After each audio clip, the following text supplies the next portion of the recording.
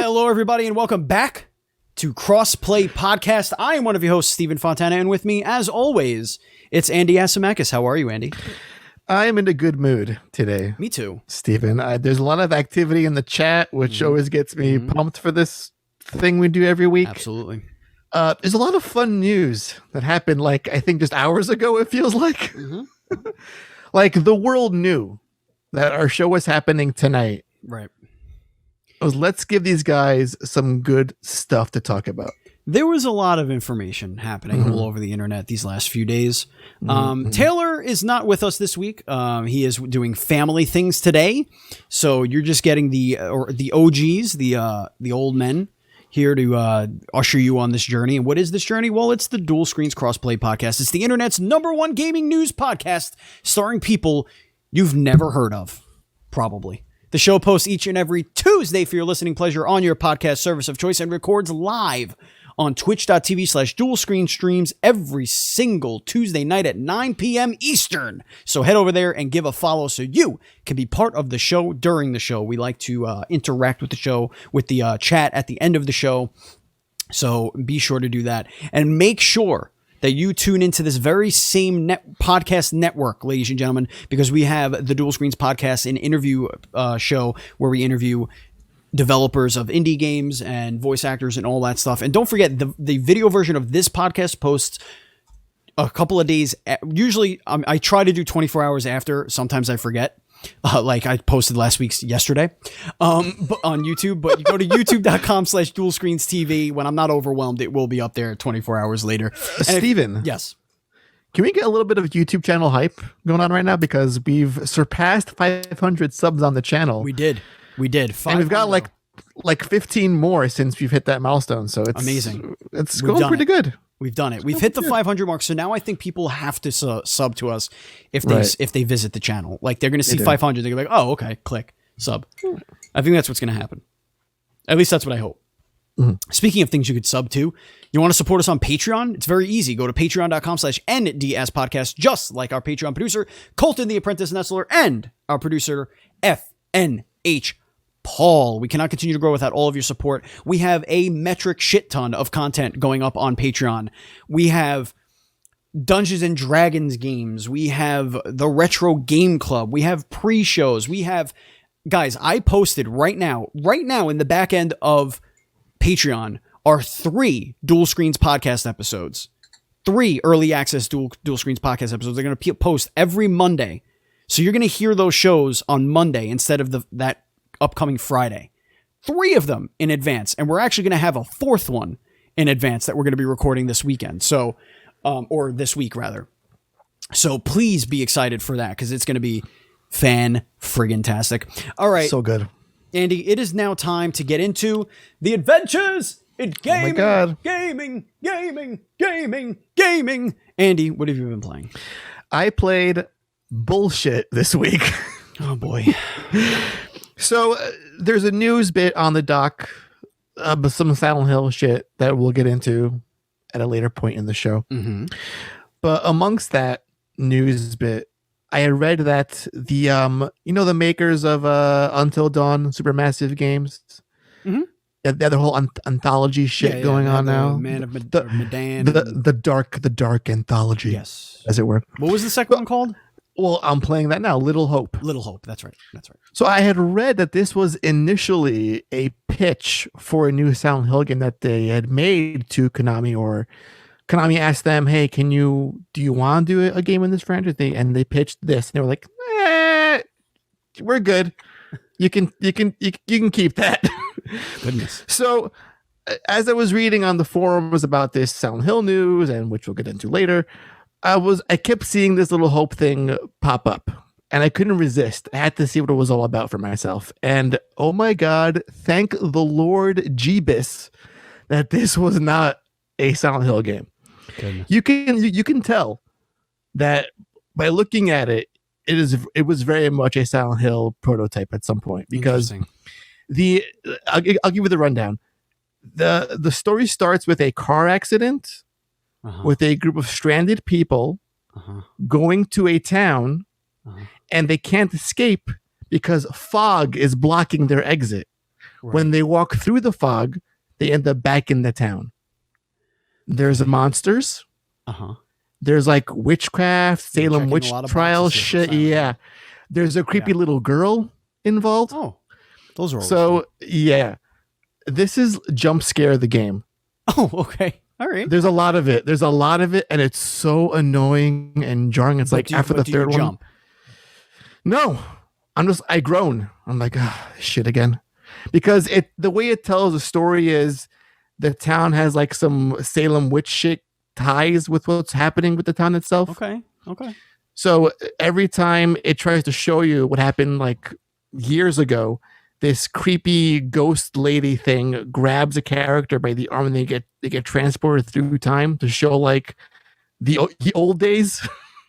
But they're watching it happen and they can interact with the people of ye old days. Weird. And it's always a jump scare when this person grabs you. And it happens like every 10 minutes it feels like. And it's so annoying. I'm like, this is just bad. Now the game looks good. It looks really good. And I'm not sure if I'm just really good at it, but no one has died yet. Because this whole thing is about their games to get to keep everyone alive, right? To get the true ending, and all that stuff. Yeah. Right. So I feel like I'm making okay decisions right now because everyone's still not dead. Or are they actual like decisions? Like you have 4 choices, or is it like make dive or die or duck or jump? No, it's along with personality traits. So it's like someone will say something, you can either side with them or you can respond like quizzically or antagonistically, or you can be aggressive or be forgiving. So it's right. It's like, where are we? And you can respond with, how the hell should I know? Aggressive, or hey, calm down. We're going to get through this. Like polite demeanor, some shit like that. It's hard to tell how those things impact people's lives. Right. Like how to be being nice or a dick. Until Dawn, it was like you have to pass this test, right? Like, and at least Until Dawn had that charming 80s slasher thing of it, right, which this game does not have at all. The dialogue is really weird. Like, why would you say that weird thing? I don't know. It's the writing is just bad. That's what happens when you set out to make just like multiple incoherently unconnected little stories that they like when they don't have a cohesion. It's almost like you're getting multiple half-baked products as opposed to focus on the one. It feels like the first draft of a script when you're playing it. Like no one did a second pass over. It's like, well, this should be more fleshed out, don't you think? Was this a game jam? We'll just make it stilted and awkward. That's not good. Like if you're doing it on purpose, like a David Lynch situation where like his dialogue sounds very like dreamy, and it kind of makes sense in the worlds he creates. It just seems like it's, I don't know if it's lazy or just they don't know what the fuck they're doing half the time when they're writing these things. It also matches his atmosphere too. Like, right. Yeah, but this feels like it's so out of place, and that with the jump scares, I can see why it got like a 5 out of 10 from IGN, and it was just critically panned across the board. But little hope. There's some of that too. Yeah, they go like these weird accents. Was it American I was hearing? Yes, it's American. It's just ye olde English. How do you not know what that is? Do you not live in this country? It's so stupid. That reminds me of when I did the Crucible and in college, and which is Salem Witch, but my director inexplicably made us do a slight Gaelic accent. Gaelic? Yeah. Like he wanted us to say time instead of time. Like why? Like Craig Kilborn. I'm like, no. Like why? It is made it like no sense. And when you're reading aloud in class? Most of the people there could not do accents. Like they just didn't have that talent. So it was like half the cast was like, okay. And like the other half was like, this sounds terrible. And some people were just like, no, I'm not doing that. So like the whole show had no cohesion. This is like when you have Halle Berry as Storm doing an accent. It's like, nah, by the third film, and cut the third film, it's good. Same thing with this isn't working out. By the third act, you're all speaking in regular tongues. Like we've dropped all the accents. We are the tweet. Forget it. Andy. What are you playing? What are you playing, Steven? So I'm still working through Days Gone. I'm really enjoying that. That's very relatable to today's news. Indeed. Enjoying that as I'm going through it. I still have no idea how far I am from the end. I feel like I don't feel like it's going too long. I just feel like there's no way I can measure how far I am because it doesn't give you you can't see one quest line and only do that quest line. It kind of just slowly unfolds in front of you, but it's like multiple threads being that you're completing, like 56%. Okay, now 68%, and now 73%. And it's like, what? Okay, whatever. But I'm enjoying it. I'm enjoying it a lot. But the biggest one, Andy. Ooh. What's the biggest one, Steven? I purchased. And I'm. Oh, you made a purchase. Nearly. Oh, I am my almost God. at full blown addiction. Oh my God! Yes. This sounds like a big one. The Sims 4. Holy shit! So I had The Sims 4 already. Really? On Game Pass, Really? but for console, and I hate playing it on console. So I swapped. Yeah, that just feels wrong. Yeah. So I purchased the PC version. There's no Game Pass on PC for that game? That's wrong. No. Well, it's EA. Watch it be there. You're like, fuck. Maybe it is. I had no idea. I am recreating my parents' house. Complete with backyard, driveway, everything. Like, literally everything. Including the extension. The new edition? Yes. Mm-hmm. So that's like your blueprint. Yes. It should look like this when we're done building. Exactly. The problem is, I did all of this without having anything to indicate scale. So when I started putting furniture, I was like, holy shit, I made a mansion. Like, it is at way more than twice the size it needs to be. But I did all of the rooms individually. So now I have to, when I resize, I have to resize a little bit at a time, like make sure everything fits and then do it again and then do it again. So I'm slowly but surely resizing it to where it needs to be. Problem is I can't get the attic spaces to have walls because when you put a roof, you can't make a room in there for some reason. I can make it one big room and it'll work, but I can't make it 2 rooms. But I have done nothing as far as the story. I have done nothing with my sim. The game has been paused and I've been building. That is all I'm doing is building. I got a massive lot. The biggest lot because I wasn't sure what an actual, like it said 50 by, I think it said 50 by 100. I don't know. Okay. And I think my parents' lot is 60 by 40. I don't know. I have no idea. That's just aspirations right there. You gotta tell your parents, like, this is what I actually want, not the thing you're offering me. So if you can get me that mansion, I really appreciate that. But in any event, I love creating. The addiction is real. Now, when you play, do you do the whole I'll do all the money cheats, spend all the resources I can. Yes, great. Yes. That's really the only way to play those games. I'm trying to have fun with the game. I could care less about my career, my character's career. Like that. I don't care about that. I want to build the house of my dreams, but in this sense, I'm building the house of my reality. I even have my dad's shed and his gazebo in the backyard. Like I'm like going the pool, but I can't figure out how to get the deck around the pool because you're technically not allowed to do that. Right. So we're figuring it out. Wait, maybe if I just make the deck the whole thing, I could put the pool in the deck. That could work. I don't know. We're gonna figure it out. But I'm having fun pretending I'm an architect and rebuilding my parents' house. It's a lot of fun. Apex Legends, haven't played a lot of it this week. This week was a almost Apex less week. I played a little bit on, I think it was Thursday. Mikey Kirsch, of course, lives in Texas and had the deep freeze, loss of power, shitty internet, all the craziness happening. So I didn't get to play with him very much. And honestly, he's my ride or die, he's my bro. So if he couldn't play, I was going to be like, nah, bro, nah, fam. This is not worth it at all. I mean, there's plenty, like Miss Envy plays, but like, I want to play with like Mike. Like Mike is my number 2, and then we have our number 3s that like to rotate. Your right hand, as it were. It just doesn't feel like Apex without Mikey Kirsch. And for those who don't know, Apex is celebrating its 2nd year.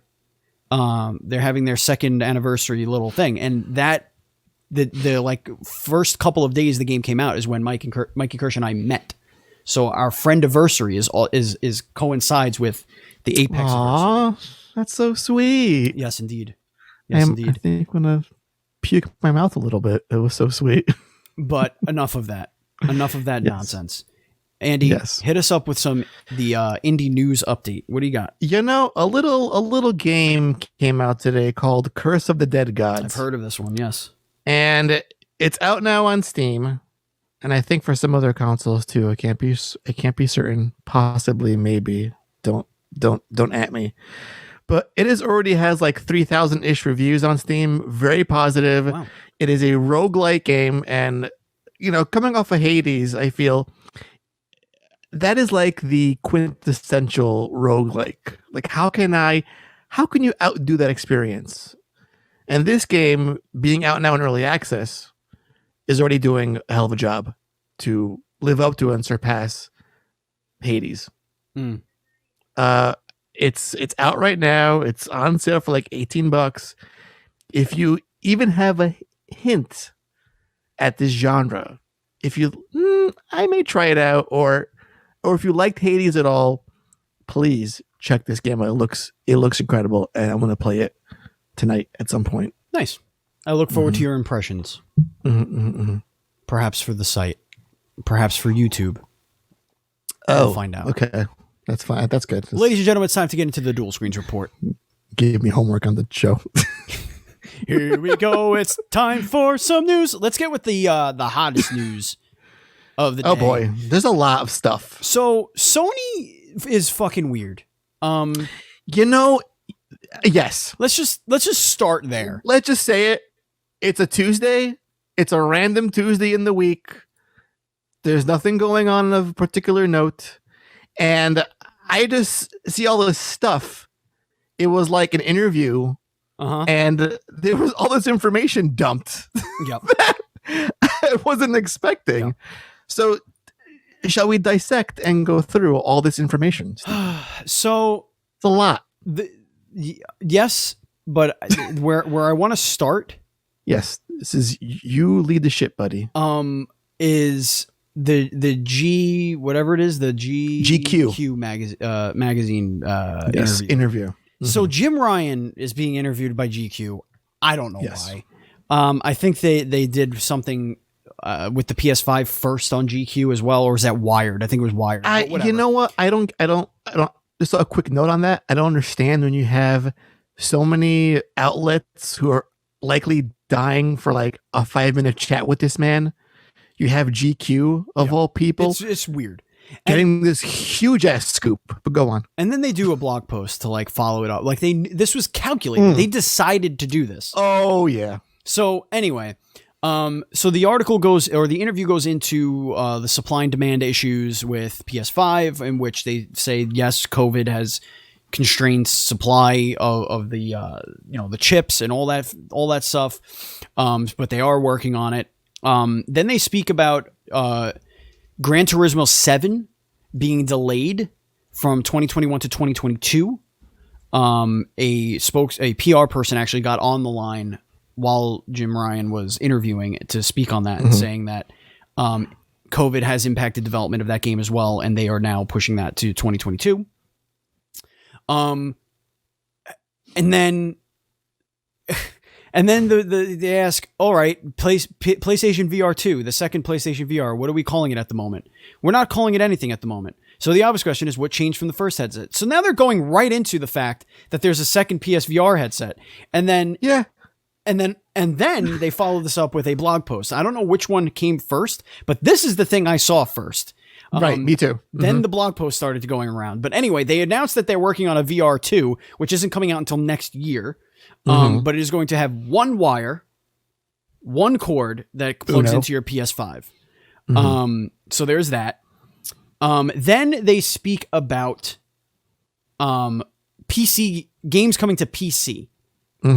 So releasing games on PC was something that, this is what GQ asks, on PC was something that Sony held back for a long time. Now it sounds like you're very much on that bandwagon. What changed? I think a few things changed, Jim Ryan says. We find ourselves now in early 2021 with our development studios and the games that they make in better shape and than they've ever been before. Particularly from the latter half of the PS4 cycle, our studios made some wonderful, great games. There's an opportunity to expose those great games to a wider audience and recognize the economics of game development, which are not always straightforward. The cost of making games goes up with each cycle as a caliber of IP has improved. Also, our ease of making it available to non-console owners has grown. So it's fairly straightforward decision for us to make. Then they ask, this is following on from your publishing of Horizon Zero Dawn on PC in late August. How did that go? And this was pretty interesting. We assessed the exercise in two ways. Firstly, in terms of straightforward success of the activity of publishing the game on PC. People liked it and they bought it. We also looked at it through the lens of what PlayStation community thought about it. There was no massive adverse reaction to it, which the loud people were very adverse about it. But I guess the majority of people don't. They usually are the loudest, right? So we will. The minority is always very vocal. And here's the line. So we will continue to make steps in this direction. Interesting. And then, of course, they went into Days Gone, cutting to PC. Yes, Days Gone is coming to PC in the spring, which will mark its 2-year that it's been out. Its second year after being out on PlayStation exclusively. And also, they're doing the Play at Home. They're doing another Play at Home special, right? Where they're giving Ratchet and Clank and Funimation. You know, I thought that was the bulk of the news I would see today out of Sony. It was the stay-at-home crap. Here's your free game. Here's your free thing. Have a good time. Oh, it's nice. It's sweet. But then it was like a deluge. It was just like nonstop. And then there's this, then that, the other thing. And then to top it off, Steve, we got a state of play announcement at the end of the day. For 2 days from now.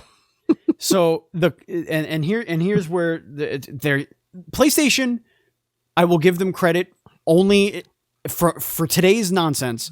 I will give them credit on one thing. When it comes to their state of plays, they set the expectation. They set it better than anyone. Whether the people run with it and go crazy, which they are going to do, they at least set the expectation. And here it is. The show is clocking in at 30 minutes or so, give or take. Can't wait to hear what you think. And a quick note, here we go. There won't be PlayStation hardware or business-focused updates in this show. We're focusing on great games set to come out in the months ahead. That's it. And they detail, they're going to do deep dives on 10 games coming to PS4 and PS5, new game announcements, and updates on third-party and indie titles that we saw in the last June's PS5 showcase. Great. So no PSVR talk in this show. Cool. Which I guess is why they did it the way they did it. But yes, and I imagine the business focus means no acquisition news as well in this state of play. I think that's what that's that, and probably signaling also there. No financials or they don't numbers. Yeah, those things that really make an appearance, I think, at state of play is they don't discuss numbers to a great degree or length at state of play, but. Okay, there's a lot to unpack with this, with today's news. I feel like I'm not sure. Let's go with the easiest one we can tackle. I think that's Days Gone PC. I think that's a good beefy thing to get into. I feel I like Sony's approach when it comes to putting their exclusive games on PC because they allow their audience, their community to enjoy their games on their consoles. They allow it to have its sales run in a natural course. This game has been discounted to as little as $20. It is now on the PS Plus collection for PS5 owners. So I think for the most part, it's run its course sales-wise on the PlayStation on consoles. Right. It can now find a new audience with a new player base on PC at, I expect, full price when it launches on PC. We'll see about that. Yeah. And it's no detriment to their audience, because I think when Jim was talking about there wasn't much of a backlash to Horizon coming on to PC, it's for a similar reason. Is the PS owners have enjoyed it for many, many years. It is now a good time to shift that over to PC, tap that marketplace, get those sales, get those resources, those big bucks. And, if it means someone playing Days Gone on PC sees a Days Gone 2 on a PS5 someday, they may buy a PS5. So, I love this game so much on the PC. I'm not going to wait anymore and buy a PS5. I'll buy this PS5 now. Yeah. And again, go ahead. It's a delicate balance, because they're almost doing half of what their competition does. Like, they're not going all the way with it, Right. And I think it's the best of both worlds. Sort of. Yeah, that sort of is right, because right. What I feel like what Xbox nails with this is when something comes out from Xbox, which is a rare, every sixth blood moon, they'll come out with the thing, right? But when it happens, we'll know, no matter what, that whether you have an Xbox or a PC, you can play it together with your friends. Right. And I think that is the thing that Xbox has always done better. It's it's the better place to play with your friends. Period. End of discussion. Xbox Live is better than PSN. It always will be. It unless Sony decides, hey, this is terrible. We're going to start from scratch, and everybody will be like, okay, please don't screw it up. Please don't make us use our cell phones. Nintendo. If they, that's just where it's at. And so when you look at Microsoft and you look at their approach, that's the advantage of it, is saying, play with your friends. Doesn't matter. We're publishing it. We're going to get your money. It is what it is. With this approach that Sony's doing, it's good for us early adopters. It's good for us, Sony diehards. It's it's good for us. It's good for PC gamers who have all of those other games that they could play anyway, and then they're like, hey, I missed this game. Let me give it a go. Yeah, it's cool. But, it's still, I feel like it's always going to have a slight stigma because of what Sony is known for, what PlayStation is known for is exclusive. So they're going to have to shift their tone over what they're proudest of. Are they proudest of their first party exclusives, or are they going to push that you buy Sony because of their first party studios, and wherever you go, whether it's PC or PS5, you're getting the best games out there, period. Because that's what Sony does. They make that's what they're proud of. Those are the games that they put out. So I want to keep my eyes really, really close to this, because I want to see how their messaging is going to start to change. I think it's all going to depend on what sort of games start releasing on PC, because they, in this interview, Jim mentioned a slate of PS first party games headed to PC. Now, I don't think that we're going to see God of War 2 launching day one PS5 and PC. I don't think it's ever going to happen. And you and I both know. But I feel this is going more towards the older library. I could see a Bloodborne launching at some point on PC. Will we see a Spider-Man on PC? I don't know. Will God of War PS4 OG come on PC? I don't know. But I feel it's it's all going to lie with what kind of games they're releasing on the PC. Horizon was a good model because Horizon was a new IP, had a huge audience on PlayStation, and got a big audience on PC. So a lot of people who heard about that game, wanted to play that game, critically acclaimed game, they rushed and bought it in a broken state that it was on PC. Days Gone doesn't have that same cachet as the Horizon, I imagine. It launched on PlayStation in a really weird state. It was a little bit buggy. It's got better over time. The PS5 patch is great for it right now. And if that's what we're playing on the PC, fantastic. If the sales are there, it's yet to be seen. I'm not sure, again, if it carries that magic that Horizon does. So again, it's we'll see. Well, we'll see. But I think what for them, it's kind of dumb if they don't start thinking about road mapping all of their games onto PC.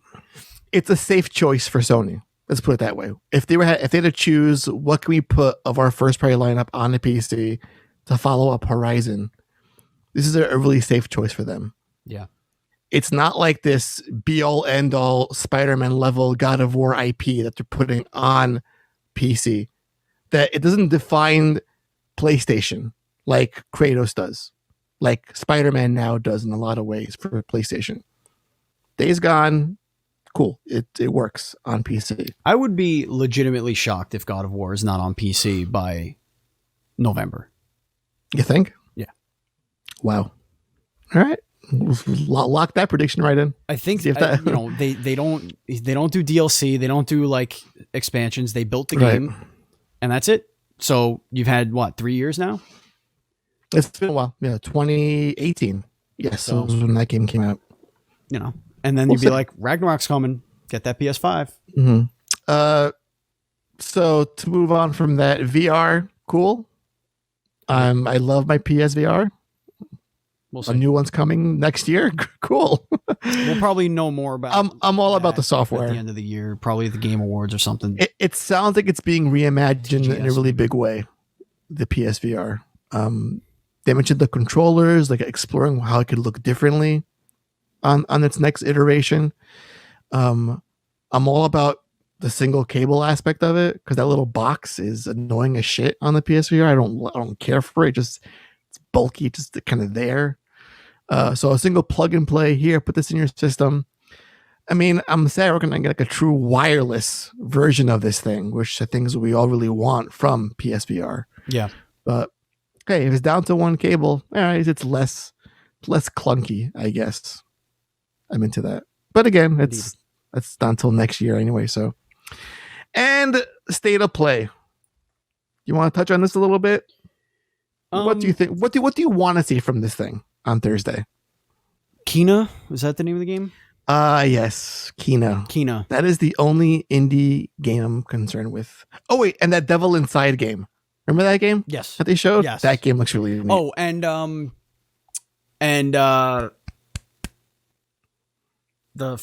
the Housemarque game. Yes. Returnal. I want to see Returnal, and I want to see like what that gameplay loop is. Because like, I kind of know what it is, but I want to know like how it ties into story. I want to know if I'm getting a roguelike arcadey third-person shooter, or if I'm getting a Sony first-party story game that has roguelike elements. Does that make sense? Yeah, that makes sense. That's what I want to know. That makes sense. You know what I'd love to see, but we're probably not going to see it, and that's more Final Fantasy 16. It is a big third-party game. It's true. I don't know. I feel like if that was there... What happened to Deep Down? Oh, fuck you. Why would you mention that game to me? That was like at the first PlayStation 4 conference. What happened to Deep Down, he says. Shut up. Oh, wait. We should mention one last thing. Talk about games showcased in June. And also in this little interview, Gran Turismo 7 was pushed back till next year. Yes, I mentioned that. You did mention that. So, okay, cool. I don't mind it. I feel like that's not a game I'm crazy about, so. We're living this is my always my be all end all remark for this is we're living in a post cyberpunk world, so we can't bitch and moan anymore about game delays. And this game had no official date. It just had, I think, did they even give it a release window of 2021 when it was announced? They may have. I'm not sure. Yes. Now it's 2022. Right. So for a game that we saw very little on. What was the other game that was delayed today? They sent out a cyberpunk-like card. Oh no, Bloodlines 2. Bloodlines, that game looks so that wasn't even. They dropped a developer for that game. That was really, it's like, those guys that were working on this game, we fired them. So we can't give you a new date. So we're going to return your pre-orders. We're taking refunds now, guys. That's just also, sad. Speaking of studio closures and all that stuff, there was a lot more hubbub. This was absolutely incredible. This is not on our doc, but this is something that I think we should talk about. Go ahead. I like when you freeball that shit. I'm just gonna try. I want to find the actual article. There it is. Holy shit! I can't believe this is real. I can't believe this is a real thing. Stadia developers can't fix bugs in their own game. This is so hype zone, but it's the saddest shit ever. This is insanity to me. So, as you know, Stadia closed its first-party studios. Mm-hmm. Okay? Mm-hmm. All of the people who made their games, or their whatever game... I mean, this is just insanity. So, Journey to the Savage Planet was created by Typhon Studios. Mm-hmm. Google acquired Typhon Studios at the end of 2019 and published the Stadia version of the game. Right. Players are saying, hey, this is broken. Can you fix it? Google saying, contact the publisher. So they contact the publisher of the game, who then says, we're not the publishers on Stadia. Google is. You know Google, right? You know Google? They're the publisher. The guys you just spoke to? They own the Stadia. All of the code for the Stadia version of this game, which is unique because it's a Stadia version, is owned by Google, stored on Google servers, and Google has no developers to work on it. Zero. Because they fired 300 of them. Right. just put this into perspective. Oh my God. They for as incredible Google can be, Alphabet, whatever. Yeah. This Stadia experiment is the dumbest shit. The people who are in charge of Stadia, I'm sorry, you might have 8 PhDs and you might score 162 on your fucking IQ test. You are borderline dumbass. I can't. What I don't understand is being made over there. I just don't understand is, you don't live in a bubble or under a rock. You see what your competitors are doing in a similar space. Like, xCloud exists, Game Pass exists. You have arguably as much money, or if not more so, to fund really big and powerful and amazing shit. It's insanity. And this thing crashed and burned, and no one even cares about it, that it crashed and burned. The people who spent the $300 sure do. and the ones who've been paying $20 a month every month my God. For a year and a half, they sure do. Dude, I got that shit for free, and I played with it one time. I'm gonna go out on a limb here, and I'm gonna say something. I'm gonna have a hot take here. Oh, I love your hot takes. Go ahead. Take? Yeah, sure. Every time I put the doc up the screen, it makes my face white. I know, really, really white. But I know. here's my hot take. Here's my hot take. Go ahead. I think this is worse than the Ouya. That is not a hot take. That is what we call accurate. Now, the reason why I think this is worse than the Ouya is because of how awesome the Stadia service actually is. The actual technology involved. But they did nothing. Nothing. The Ouya, at the very least, only had about $8 million in funding.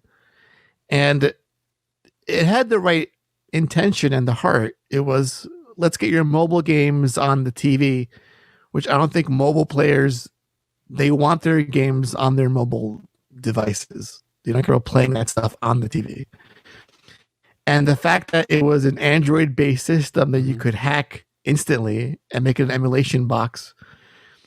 And you made a shitty controller, which was ass. And again, you don't have all the money in the world to do this. Like, you tried, you failed, it's fine. But also, like, people who adopted that, like people who did that, they knew what they were buying. Sure. Like, they didn't say, this is going to change your life. Look at how amazing this is. It has integration with all of your soul. Like, no. They thought it would. Google was like, holy shit, were they hyped about this thing. And I knew as soon as they walked out on that stage and they were like, here's what it's going to do eventually, I was like, no, it won't. Mm-hmm. No, it absolutely fucking won't. You will never get there. Jesus Christmas. Anyway, I wanted to talk about that really quick. God. Let's move on to the next thing. Talk about that Silent Hill shit. What's going on with that? Oh my God. And my fucking suffering, Steven.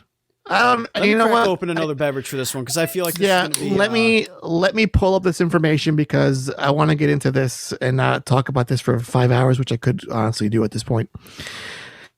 So, okay. If you've been following this podcast, I love me some Silent Hill, and the rumors just will not go away.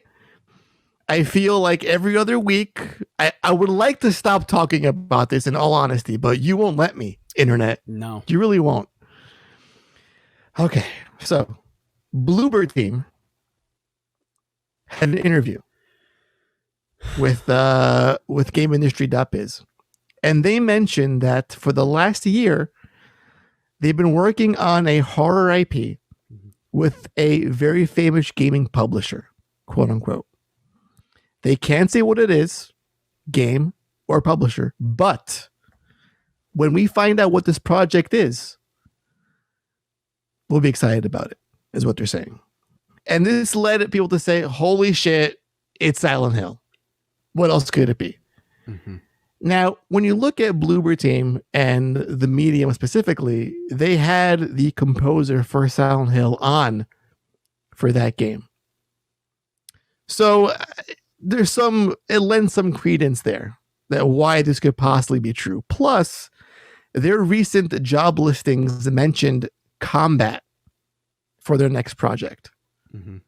And that's the one thing lacking is some sort of combat or gunplay or melee in their horror games. Now, when this was revealed, some other people came out and said, well, we've heard that, but we have heard other things involving Silent Hill. That there already is a project in the works for more than a year that Konami signed on a well-known Japanese studio to work on a new Silent Hill, which is a departure from the franchise as we know it. So again, this whole thing will never end. This rumor just won't die, apparently. And it's giving me like a lot of heartache because I love Bluebird Team. I've loved their work, but I do not want them to do a Silent Hill game. I know what it is, Andy. I've decoded it. I know what it is. Oh, you know what? Yes, tell me. I'm anxious to hear your response. Why? Remedy can fucking do an Alan Wake game. Nah, they're doing Control 2. That's what it is. Oh God, I would rather. Think of the biggest publisher in video games right now. No. They're not they wouldn't be publishing it though. Remedy is their own thing. They've gone free. They're free of Microsoft's control. I know, but doesn't Microsoft own Alan Wake? No, they retained those rights when they parted ways. That was part of the deal. They were like, we're gonna say bye to you. Well, fuck me then, Andy. And we want our rights for that fucking franchise. So listen, I'm trying to get in my head what else this could be. Fatal Frame comes to mind because that's a Nintendo thing, so I can't see this maybe being that. I feel like this is gonna be a Silent Hill, and it sort of breaks my heart because it all comes down to be careful what you wish for. 'Cause I've been wishing for a Silent Hill game for a very long time. If it's going to be by Bloober Team, I don't think I want it. Because they're good at horror, but they can't do this kind of horror. The next time you say to yourself, man, I really want a new Silent Hill, play Book of Memories. Okay?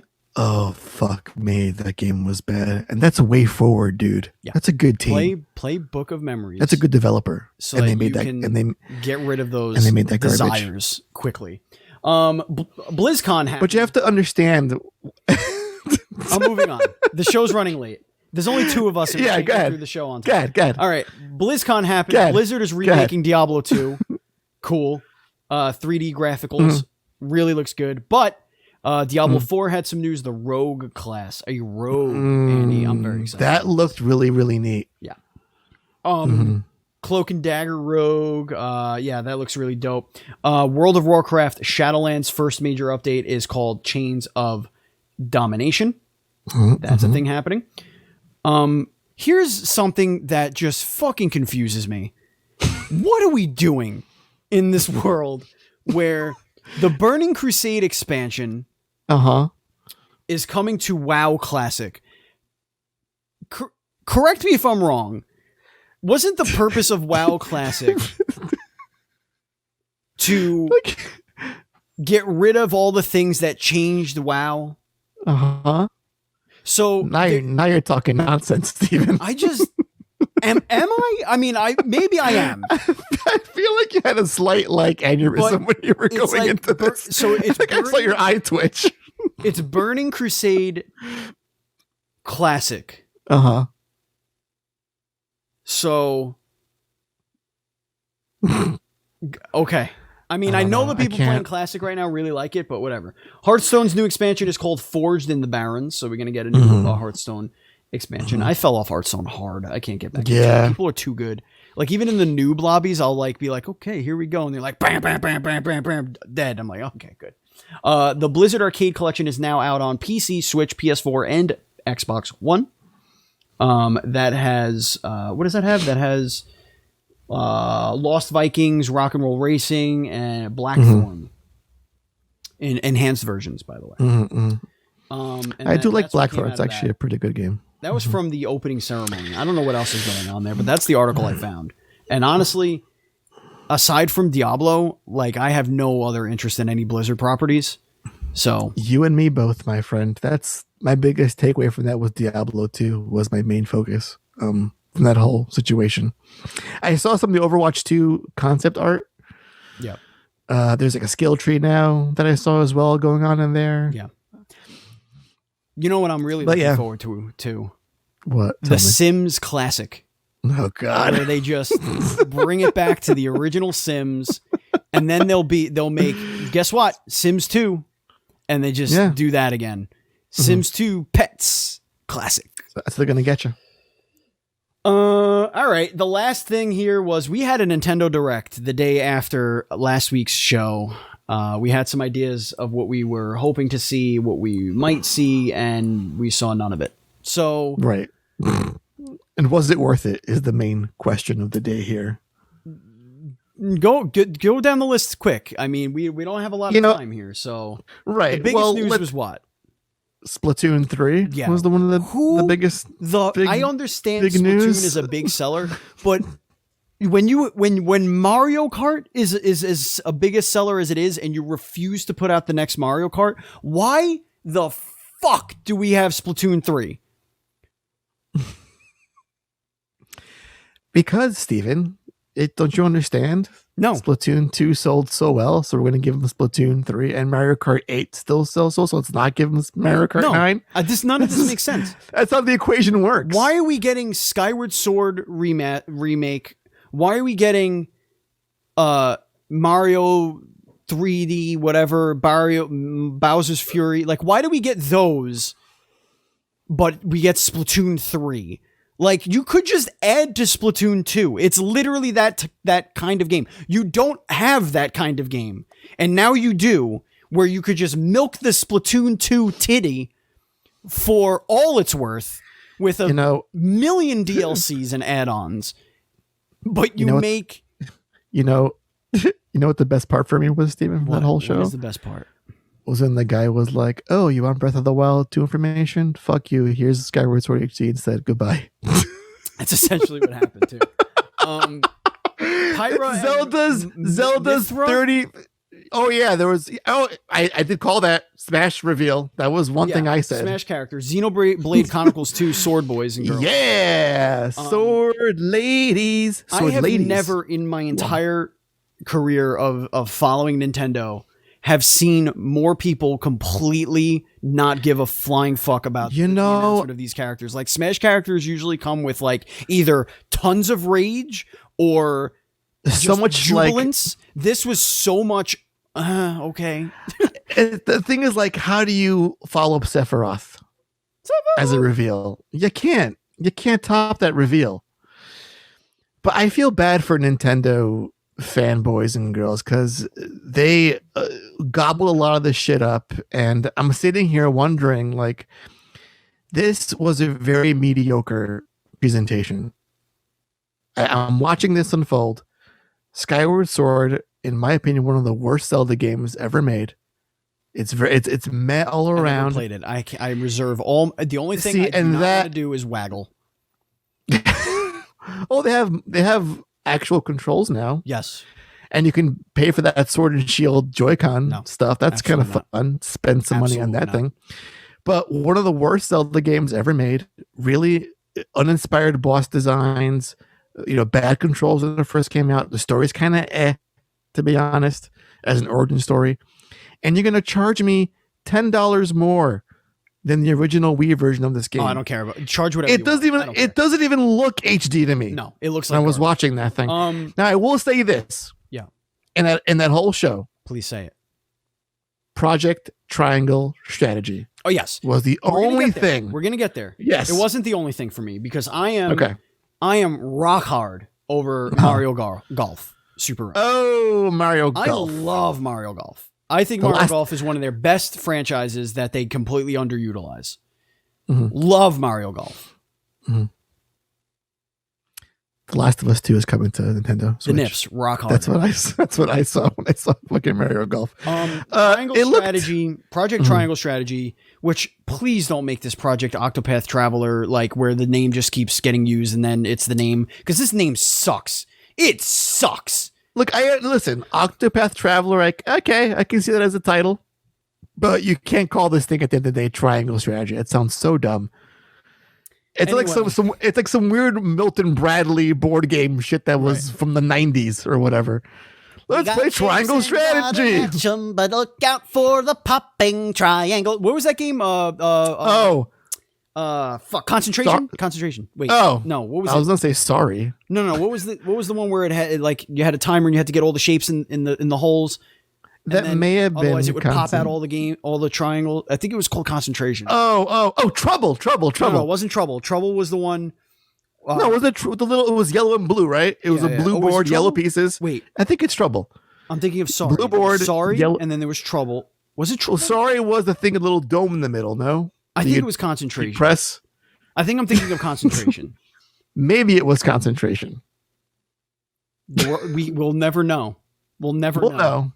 We'll know. But yes, this game did make me rock hard, is what I'm trying to say when I saw it. I just love how it's on the. Hey, Google.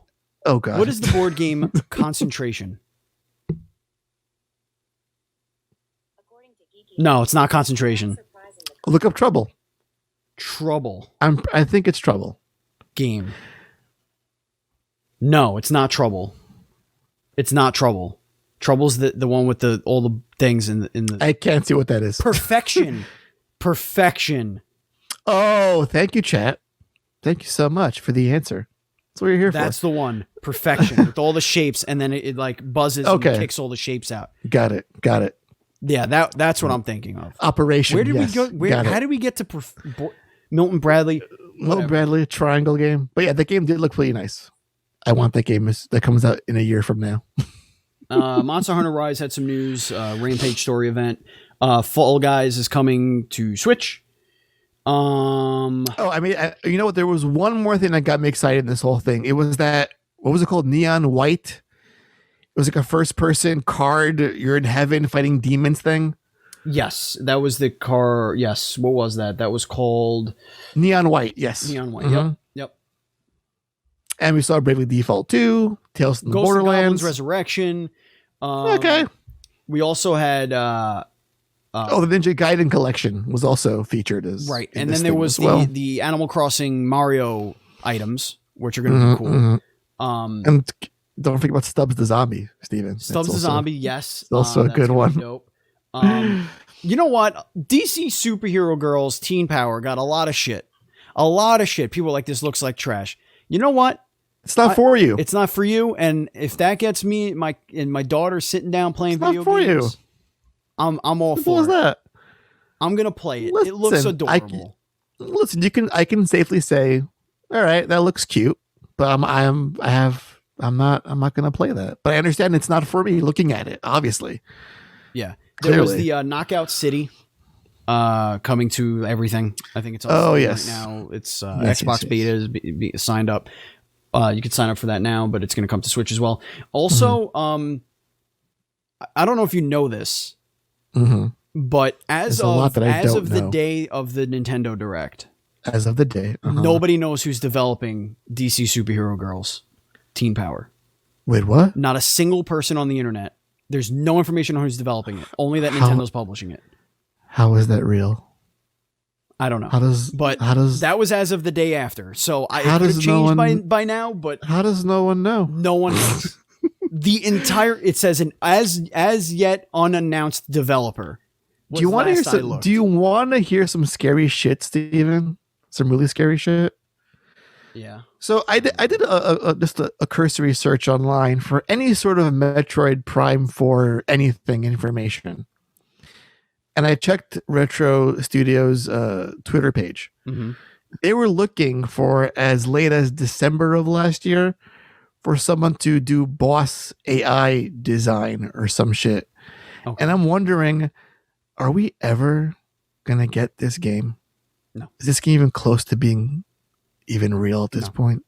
Star Wars Hunters is an online game, free to play Star Wars game coming to Switch. Yes. The description's interesting. Build a team from a cast of unique and all new Star Wars characters, from daring bounty hunters to heroes of the rebellion and Imperial stormtroopers. Yeah, those original Imperial stormtroopers. Those so unique stormtroopers. Face off against squads and arenas based on the iconic Star Wars settings, set between Star Wars Return of the Jedi and Star Wars The Force Awakens. The free-to-play Star Wars Hunters launches in 2021. So whatever, cool new Star Wars game. When I think online multiplayer games, I don't think of the Switch, unfortunately, because good lord. But yeah, it's a thing that's happening. Facebook question of the week, Andy. Before you say that, before you go on, what was your overall thought about the Direct? I thought it was kind of It was but triangle fucking... No, there were some things in it. Trouble, sorry. Concentration. Trouble. That looked dope. Mario Golf is dope. Some updates for some good games. Cool. Awesome. Very excited. I was like very lackluster for the Skyward Sword thing kind of sucked. Facebook question of the week is, which video game character would you want to be best friends with? Oh, well, then I feel like I just answered this very same question not too long ago. Similar question, yes. Christina says, that's hard. Horchafant Greystone from Final Fantasy 14. I wouldn't know that one. I wouldn't know. This is the best answer in this entire chat, though. Brandon says Boogerman. That is 100% correct. Boogerman would be such a fun thing. Miss Envy says Dorian from Dragon Age Inquisition. Patrick Hickey Jr. That's a stellar choice. Who's going to be a guest on our Retro Game Club Patreon exclusive episode that we're recording right after this, says Diamond Dallas Page in WCW NWO. Oh my god, that's a fantastic. But wait, is that a real person? Yeah. Or is it fictional? It was fictional. The character of Diamond Dallas Page is fictional. But okay, yeah, so that's whatever. Fine, I get it. Daniel had put a gif of Charizard. Love it. My sister-in-law says Princess Peach, the golf version specifically. Cute. Wow, that is very specific. She got to explain that somehow. I wonder why that. I think she likes the little skirt thing. Right. But she carries her own golf clubs to smack people around with. Is that what it is? She could throw down when Crafty she Gamer needs to? Lady puts Aloy. Aloy. That would be a good very choice. difficult friendship. I would have to explain a lot to Aloy. Yeah. I'd be like, she seems very troubled as well. I understand about robot dinosaurs, but they're based on like real animals. Here's right. Okay. All right. Also, shower, please. Right. I imagine she stinks. I'm sorry, but she cannot smell good. Aloy cannot smell good. But which character would smell good in a video game? I feel they all smell like shit. If they're like would Nathan Drake smell you better than Aloy would? Yes. Because Nate at least has showered once. Like at least he has showered and applied deodorant and like maybe Axe body spray. You know who would smell great in a video game? Who's Norman Reedus from Death Stranding, because you always see him showering in the game. He's always showering. You can make sure he smells minty fresh. That's what you do. You get that lovely ash shot of him too. You know who I bet smells really good? So good. Cooking Mama. Yeah. She probably always smells like some delicious. Always smells delicious. Delicious food. Andy, did anybody email us the Hype Fam Hype member of the week? Did anybody email us? Check. I'll give you one guess. The answer is no. That's going to bring us to the end of the show. Ladies and gentlemen, if you want to follow us on social media, we are at dual_screens on Twitter. And now we're just at dual screens on Instagram. That's right. I got the name change. I am at Batchall27. Andy's at Pantsky. And you can follow Taylor at It's Purger. Join our Facebook group at facebook.com/groups/DS podcast. Watch our show live every Tuesday, 9 p.m.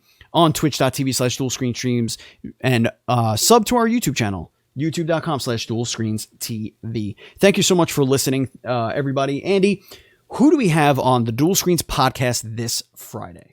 Oh my God. We're talking to P-Cube. Galgun returns. That was a really fun discussion. I love that episode. What's unique about that? Did you hear it yet? Some of it. What is unique about? So Galgun is a game where you shoot panties and boobies. It's so much more than that, Steven. I understand. When you're looking at the game, it is about using like some sort of water gun or whatever to shoot anime panties and anime boobies. And who is your guest? Our guest was the marketing and product manager for that game from P-Cube, Sophia George. Yeah. And we had a great conversation about sex in video games and fan service games and anime titties. A very well-rounded discussion overall. Well-rounded. Yes, like the boobies and the buttocks of the anime titties. Things do get a little hairy down there in that episode. They do. Yes. Best sales pitch. It's a gay guy and a woman talking about anime titties. And that's it. Specifically shooting anime That is the pitch. That is the pitch. I'm just setting expectations. It is here. the best. It could be the best hour and a half of your life. It went longer than usual, but it's seriously. It was her first podcast ever. It actually what I listened to was very good. Like it had no business being that good. There was a lot of substance there. A lot of substance.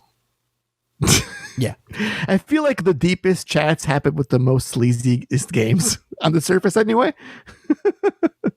But that's how you make it real. You know, you got to keep it real in those conversations. Indeed. Thank you, listeners. Thank you, Andy. Thank you, viewers. Live in the viewers. This has been Crossplay Podcast.